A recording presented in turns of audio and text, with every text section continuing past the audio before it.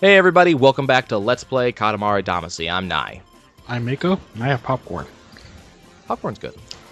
So we could make Virgo do Make a Star 9. Make a Star 9 is the last Make a Star. I think it's the last one, isn't it? Yeah. Well, it's the last Make a Star specifically. There are other some other levels, but it's the last Make a Star. Forgot about that. Yep. Which was funny because you had forgotten about the other one when you'd done this the first time. Well, I mixed up the last levels mentally between this and We Love Katamari. We Love Katamari's last level is space. This one's last level is the moon. So there's a distinct difference. So already we're getting a size bump from 12 to 30 meters. 10 to 30 meters. 10 to 30 meters. Yeah. Same amount of time though, which is important to note. We also start a lot bigger though. We also start really high, and this is one of the things that I actually loved about some of the Katamaris is the locations that they started you at were sometimes very, very interesting. This one you start up like incredibly high, but because the camera angle, you didn't necessarily see that. It's kind of fun. This is one of my favorite songs in the game too. Crap, what is this? Damn, I know this song. Hold on. Now I have to go look it up. I know what song it is. I just have to look at the name. This is... No, it's not that one. It's not a Crimson Throne. Que Sera Sera. Which is interesting. There's a lot of songs with that name. Anyway. I think my favorite one... do you know a webcomic called Romantically Apocalyptic? Nope. It's a very well-done webcomic. I haven't actually need to go back and catch up on it. I haven't looked at it in a while. But the webcomic is about Earth post-nuclear war. And we're not talking about Mad Max and that things are alive. We're talking like there's less than 100 people alive that we know about. And most of them are insane. And it follows the day-to-day events of a couple of soldiers. You never see their faces, as far as I recall, because they're all in like full like gear, trench coats, gas masks, everything. And the main character, I'm trying to remember what his official title is. They're all referred to by like either title or job. So there's the sniper, and if I remember correctly, he's just called Snipey. That's all they ever call him. There's the scout, and I want to say the main character is just the captain, if I remember correctly. Which I may have to actually go look up now. I'm looking up this thing now. But he's you know what? I'm sorry, I'm just looking at this now. It reminds me there was another comic I used to read that had a very similar sort of design to it. Oh, you're seeing it now? Yeah, I'm looking at it now. So one of the things that's interesting about Romantically Apocalyptic is that it's the visual design of it. Because if you go, especially if you look at just even the first pictures on episode 1, which it looks like... Yeah, it's the main character is Z Captain, specifically ZEE. Actually, it looks like they changed the way it starts. They gave it a new startup, but it's very kind of realistic looking, while specifically having a hand-drawn art style. So it's especially as you get further into it, it continues to be very realistic. But what's interesting about it is that it's all like, especially if you get to if you get to page this just says Romantically Apocalyptic 2 is the first actual picture that I think I actually paid attention to. But it's a couple of pictures of Z Captain sitting he's in an airport is what it looks like, and kind of in an airport lounge. You gotta understand, Romantically Apocalyptic is talking about nuclear winter, so everything is frozen and there's snow everywhere. He's wearing a very big trench coat. He's got he's got a gas mask on. He's got goggles on. He's wearing, like leather driving gloves. But he also has his captain's hat on. And what you really gotta know about the captain is he's completely delusional, which gets really funny as they goes on. Are you talking to the billboard again? Exactly. So he's sitting at what looks like a coffee table, and he's sitting across from just a skeleton. That's it. And this is not a living skeleton. This is not that type of webcomic. But he's talking to the skeleton. I'm telling you, the moon landing never happened. Isn't it obvious? What do you mean evidence says otherwise? You're a boob to believe in such nonsense. What did you just call me? I'll kill you! The entire time, the skeleton has not moved an inch. Like, it's just, the captain's delusional. What's really fun about it is the, he's got his mug. And I think this is one of the first times you see it, but it's just this white mug with a heart on it. And you see him all the time just standing around with his mug in some of the most absurd situations.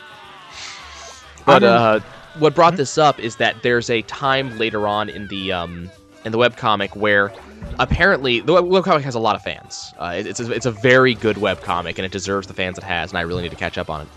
One of the things they did is they did a music video for a song called Que Sera Sera. And I gather this is an actual song. And I forget the entire thing, but there's a chorus that goes, Que sera sera, what will be, and it goes on from there.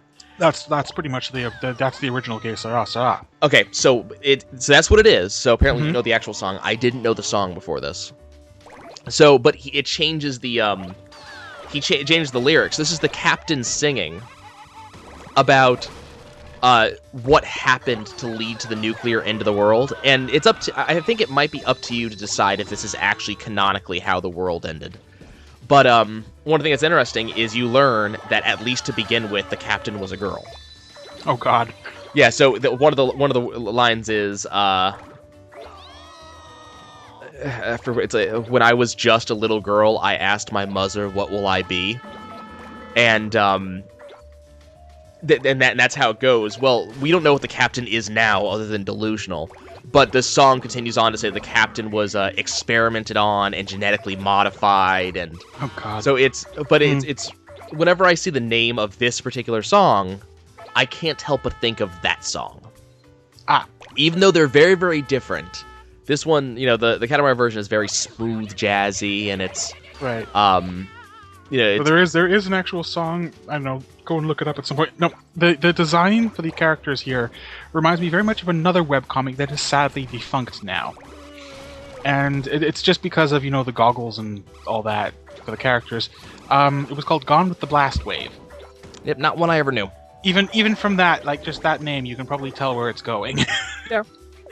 It didn't take itself seriously in the slightest. But yeah, I'm gonna have to read this now. Oh yeah, it's pretty fun. It's if you're into some nonsense while having really good artwork, it does very well. And actually, there's a couple pictures later on that actually made it to my desktop's backgrounds because they're really good in a very interesting sort of way. I used to read a lot of webcomics, and I sadly have lost most of them. I keep on every so often. I will. It's kind of one of those things. My memory does not work like I can just recall things. Things trigger my memory. Yes, mine does that too. So what'll happen is I'll just be, sitting here, and then all of a sudden, oh, Case Restaurant, that song, that I need to go look up that will be exactly what it is. Today's the first time I've looked at Romantically Apocalyptic in a couple of years. And as I said, they've changed it since last I looked. But, so it ended up being like that. So there's a lot of webcomics that I, used to read that I no longer have looked at anymore. One, for example, and I don't like keeping up with stuff. Like, I will fail to keep up with something for a long time, then I'll go back and catch up with it. Oh, yeah. One of the ones that I need to catch up on is, did you ever read Dominic Deegan?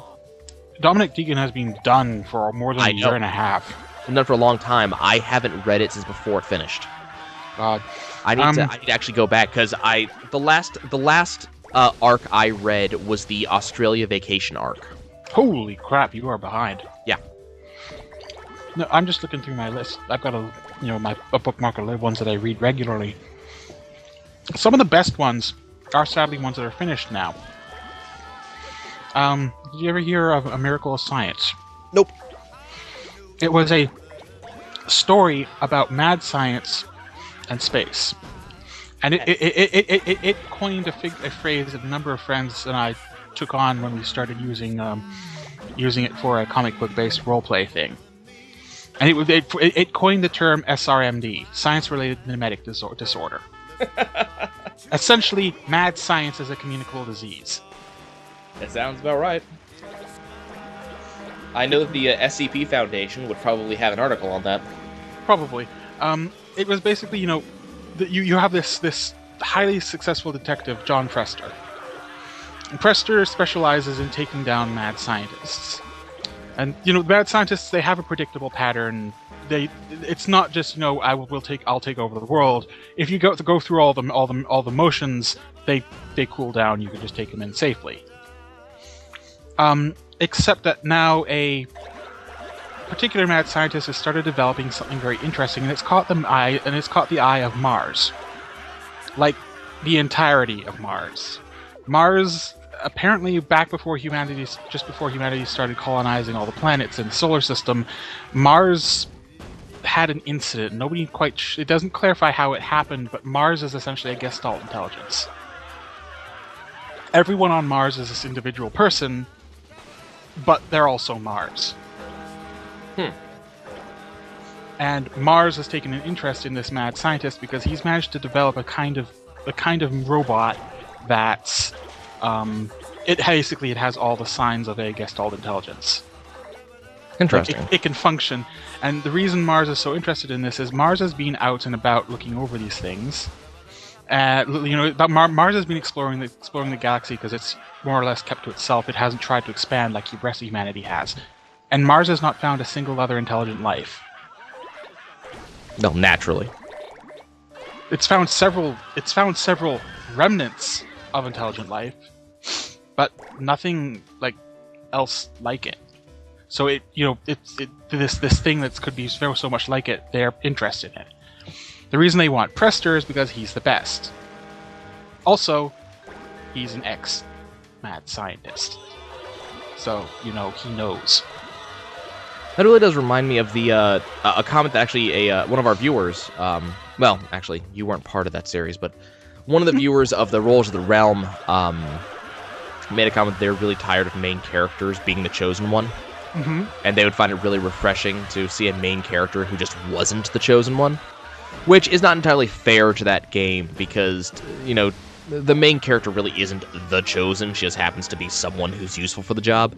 Mm-hmm. But, it's sometimes nice to have characters who aren't the chosen, but aren't the not chosen who do it anyways. Why am I having flashbacks to the Bard's Tale? I was actually more thinking Tales of Symphonia. Oh, there's that too. But sometimes it's nice to have that character who, depending on the archetype. The problem is we are so far along on the whole fiction thing as a species that we have archetypes now. And no matter how much you try to not be an archetype, by not being an archetype, you are still an archetype. There's archetypes for not being archetypes. There's archetypes for eschewing the archetypes. Everything has been done in some way at some point. There's nothing new under the sun, and that's a phrase that, if I remember correctly, was coined like 300 years ago. So, yeah. So, but it's sometimes nice when, let's see, nothing new under the sun. Actually, that's older than I thought it was. Okay, that is a lot older than I thought it was. Oh dear. No, never mind. It's okay. King James Bible. Hmm. Which, because I was always remembering that phrase was coined by Shakespeare, is what I was thinking. And then, which, from what I recall, Shakespeare was actually part of the editing of the King James Bible, from what I was told. So, it may very well be his. Anyways, it's always like pleasant to have some character that tries to not be that stereotypical. But the problem is, again, if you try not to be a stereotype, chances are you're just going to be another stereotype anyways. That reminds me of a sort of a separate stereotype that was quite refreshing at the time. He sort of ended up being the hero in the end, because that's just the way that it comes. But he explicitly set himself up so that he wasn't going to be it unless it was like the last choice. Ever play Brutal Legend? I haven't. I got scared away from it. A lot of people don't like it, and I've had a number of people say that they won't even touch it because it's got Jack Black in it. Oh no, Jack Black is probably the reason I would play Brutal Legend. But anyway, sorry. Sorry, go ahead. Anyway, the part of the point is the main character is explicitly like he's not the sword wielding hero, although he does end up being like the main character of the story. He explicitly you get into the meat of the story, and he points out, you guys already have your sword wielding hero. You need somebody who can, and this is said, they already know that, but they need someone who can help them get this along, help them manage their machinery, manage their people. And he says, yeah, you know what you guys need is a roadie. Yeah, I can do that. But it's still, I'm not the hero that you want, but I'm the hero that you need. Mm-hmm. You are still the hero at the end of the day. I mean, the best example I can give is specifically Tales of Symphonia. Like, that's the example I can give of the character who wasn't the hero who becomes the hero.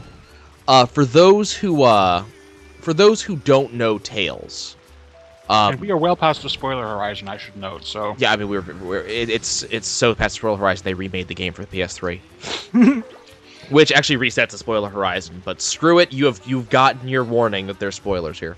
Mm-hmm. And I'm not gonna spoil the entire game. I'm just gonna spoil the very beginning. You play as Lloyd, who is just some orphan. That's all he is. By the way, to comment on what's going on in Katamari, I was panicking in this because I mistook this level for the Make a Moon level. So we were talking continuously on how you can get so big and pick up landmass and stuff like that. So I was trying to figure out, where do I go? How do I get growth? How do I get big enough to pick up landmasses? Because I couldn't pick anything else up. The thing is, on this level, I've been about as big as you can get for about the past 4 minutes. Like, you can't... You've been making circuits over and over. I've been looking for stuff to pick up, but 60 meters is probably the biggest you can become in this level. I don't think you quite reach cherub level, but you get close enough. Cherubs don't always get picked up. I think cherubs are specifically if you've picked up like 90% of the objects in the level. There's still objects in this level I can't pick up. So I don't think I actually ever get cherub. But like, I was panicking. Anyways, you play as Lloyd, who's, if I remember correctly, he's just some orphan. That's all he is. His best friend, Colette, is the chosen one. She is the one who will go off to save the world, and by sacrificing herself. And so she's just going to go. And he's going to get left behind. He's unhappy about it. So he sneaks off to join her party, and all he is he's a dual-wielding swordsman who doesn't even have real swords. Having played the game a little bit more recently, it's a little bit more convoluted than that, but pretty much, yeah. Yeah. And he isn't the chosen one. He isn't the chosen one. He's not the hero, and that's it. That's as far as the beginning of the story is concerned. That is who Lloyd is, and he is your main character. It was really refreshing. Like, that was one of the big selling points when the game first came out, was that you weren't the hero. A lot of the games I play, you are the big damn hero. But for a given example, I think I could also probably name Xenosaga 1. At no point in that game are you a hero. Most of the time you're spending in that game trying not to die. Yeah. Which, I need to go back and actually play the full series at some point, but the main character, Shion, is just a scientist who happens to be working on a weapon that will defeat these really scary aliens. Your secondary character, Cosmos, is that weapon. Your third character, Junior, is just some weird kid who has really good guns. Your fourth character, Momo, is just some robot girl. And it just goes on like that. Nobody is the big damn hero, but they all get together to form a party, and they do some heroic things. Unfortunately, they backpedal on some of that a little later on. Yeah, I gathered that, and one day I'll actually go back and play, but, But then again, you can also do other things that are fun with being the hero. Well, actually, we might want to save that, because I think we're probably at the end of the... I don't know. Are we? Yeah, we'll be at the end of this for now. Just gonna wait for this little cutscene to play. You learn that the character's dad is an astronaut. Because of course. Yep. And then they very specifically finally reference the fact that the stars are missing. And the mom finally acknowledges that, oh yes, the stars are missing.